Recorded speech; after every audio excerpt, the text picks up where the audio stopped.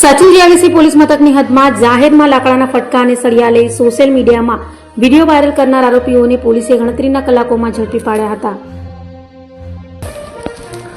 Surat police commissioner Anupamsinh Gehlot, અધિક police commissioner Bagadiya, નાયબ police commissioner Parmar અને મદદનીશ પોલીસ કમિશનરની સૂચનાને લઈ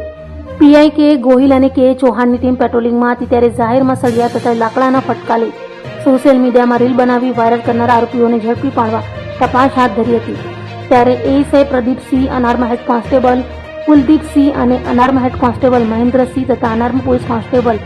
મેહુલભાઈને મળેલી બાતમીના આધારે પાલીગામ વિરાટ કોમ્પ્લેક્સ પાસેથી આરોપીઓ રીવ ઉર્ફે ગોનુ હેમરાજ, દેવેન્દ્રસિંહ, શુભમ અર્જુન, સરોજ, વિશાલ, રામનારાયણ મોર્યા અને મોનુ દિલીપ ગૌતમને ઝડપી પાડી તેઓ વિરુદ્ધ કાયદેસરની કાર્યવાહી હાથ ધરી હતી.